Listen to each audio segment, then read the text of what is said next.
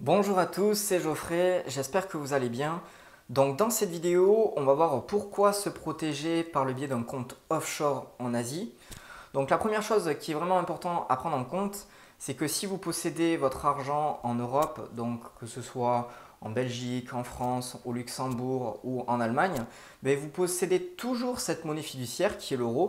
Et actuellement, on peut voir que la Banque Centrale Européenne fait marcher la planche à billets. Donc vous avez une dévaluation constante de votre monnaie. Donc de posséder un compte offshore en Asie, ça va vous permettre de vous géodiversifier en termes de continent, de ne pas dépendre d'une seule banque, d'une seule devise et d'un seul État.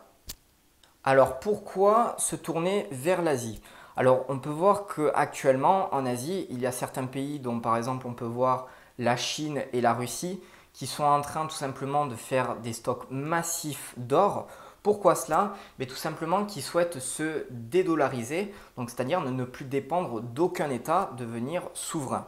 Et en fait, on peut se rendre compte que dans les prochaines décennies qui vont arriver, on va voir une hausse des monnaies asiatiques, donc par exemple le yuan, et on va voir toujours une baisse constante de nos monnaies, donc on va voir surtout l'euro et le dollar qui vont en prendre un sacré coup. On a ensuite des pays qui sont plus à privilégier que d'autres en Asie.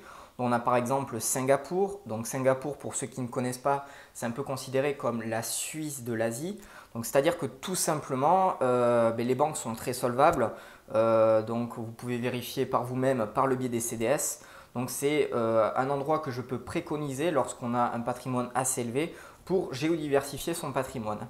Et également, moi, je possède de l'or à Singapour, c'est ce qui me permet de me géodiversifier en termes de pays, c'est-à-dire que j'en possède en Suisse, en France, en Angleterre, mais aussi j'en possède à Singapour, ce qui fait que je me géodiversifie aussi en termes de continent. Donc j'ai mis pour cela une formation entière sur la protection de patrimoine. Donc on ira beaucoup plus loin que sur les vidéos YouTube. Donc on verra comment ouvrir des comptes en Asie en totale légalité, comment acheter de l'or et le stocker en Asie en totale légalité.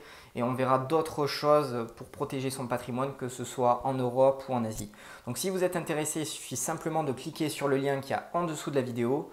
Moi je vous dis à tout de suite de l'autre côté, prenez soin de vous.